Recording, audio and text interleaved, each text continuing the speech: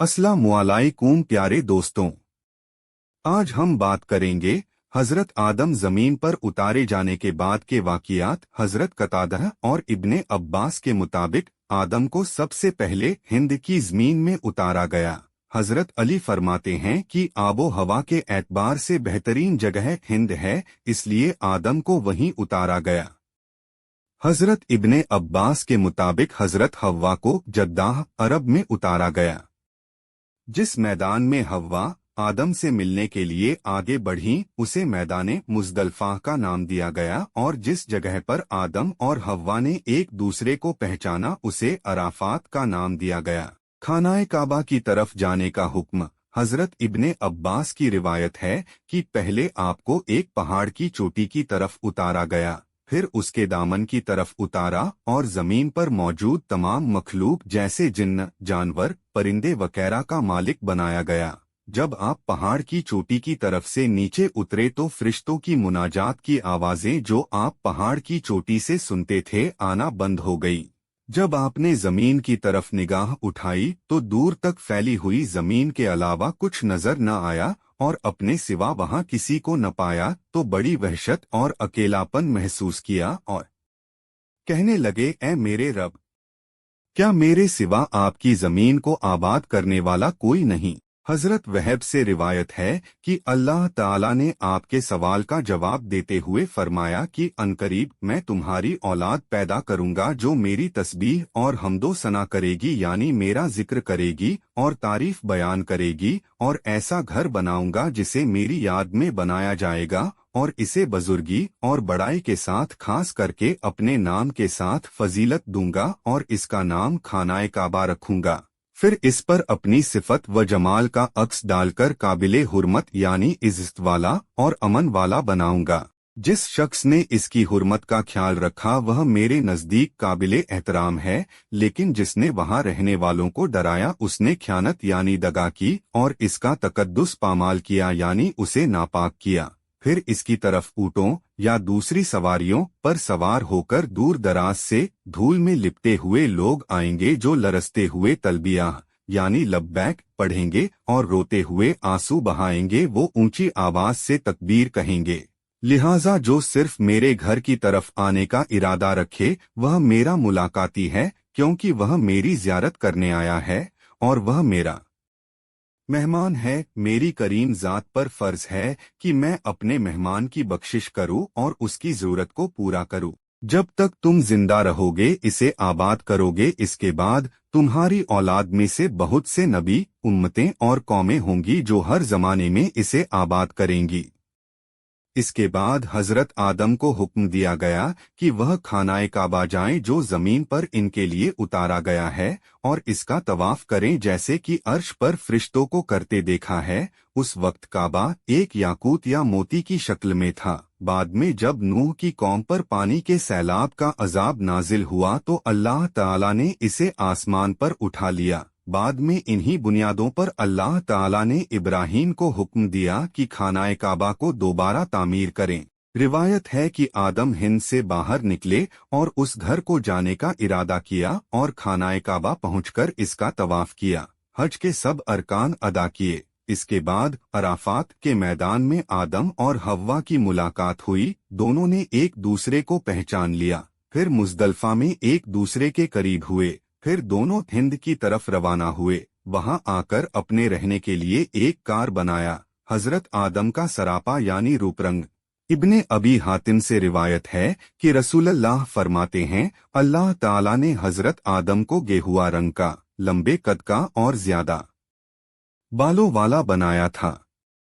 हजरत आदम और हव्वा का लिबास अल्लाह ताला ने फिर उनकी तरफ एक फरिश्ता भेजा जिसने उन्हें वह चीजें बताई जो उनके लिबास की जरूरत को पूरा करें। रिवायत है कि यह लिबास भेड़ की ऊन, चौपाओं और दरिंदों की खाल से बना था, लेकिन बास इन वालों का कहना है कि यह लिबास तो उनकी औलाद ने पहना था। उनका लिबास तो जन्नत के वही पत्ते थे जो जन्नत से उतरते वक्त अपने जिस्म पर लपेटे हुए थे।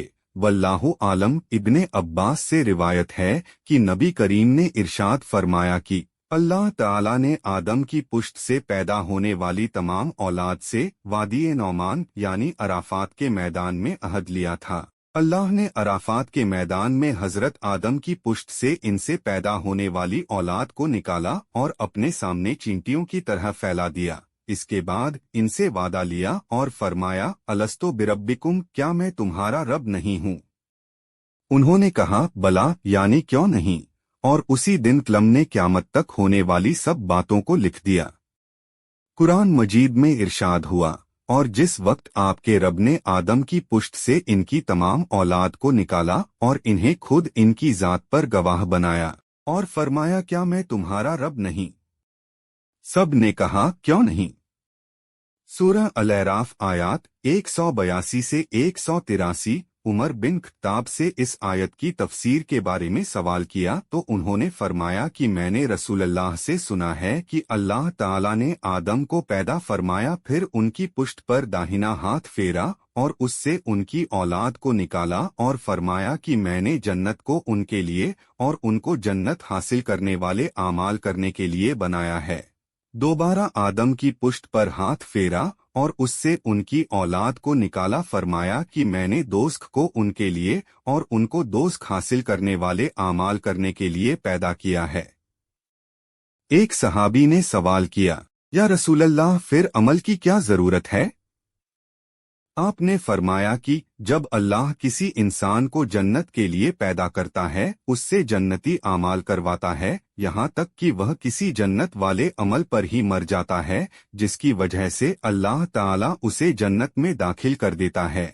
जब किसी को दोज़ख के लिए पैदा करता है तो उससे दोज़ख हासिल करने वाले आमाल ही करवाता है, यहाँ तक कि वह दोज़ख वाले अमल पर मरता है, जिसकी वजह से अल्लाह ताला उसे दोज़ख में दाखिल कर देता है।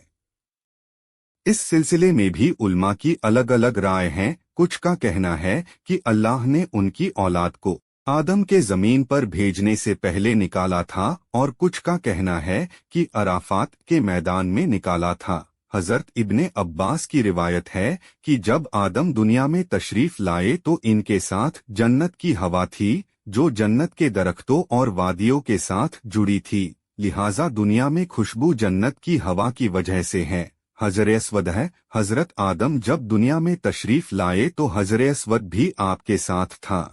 अबू याह्या से रिवायत है कि एक दिन हम मस्जिद हराम में बैठे हुए थे। हजरत मुजाहिद रजी शून्य ने हजर अस्वद की तरफ इशारा करते हुए फरमाया, तुम इसको देख रहे हो? मैंने कहा, क्या हजर यानी पत्थर की तरफ? उन्होंने फिर फरमाया, अल्लाह की कसम, हजरत इब्ने अब्बास ने हमसे बयान किया कि बेशक यह सफेद याकूत है जो आदम के साथ जन्नत से आया था। वह इसके साथ अपने आंसू साफ करते थे। जब आप दुनिया में तशरीफ लाए तो आपके आंसू ही नहीं थमते थे, यहाँ तक कि वह दोबारा वापस लौट गए, यानी दुनिया से पर्दा फरमा गए। यह अरसा 1000 साल बनता है। इसके बाद फिर कभी इब्लीस उनको बहकाने पर कादिर न हो सका। मैंने कहा, ए अबुल हज्जाज, ये काला क्यों है? फरमाया, ज़मानाए जाहलियत में हैज वाली औरतें इसे छूती थीं। हजरत मूसा का असा, लाठी, हजरत आदम के साथ मूसा का असा भी था, जो जन्नत के पेड़ रेहान से बना हुआ था। इसकी लंबाई 10 ज़राह गज मूसा के कद के बराबर थी। दूसरी चीजें ऊपर दी गई चीजों के अलावा जो और दूसरी चीजें आदम के साथ दुनिया में उतारी गईं, उनमें पेड़ों से निकलने वाला गोंद, लोहे की सिल, हथौड़ा और लोहे का चिमटा भी शामिल है।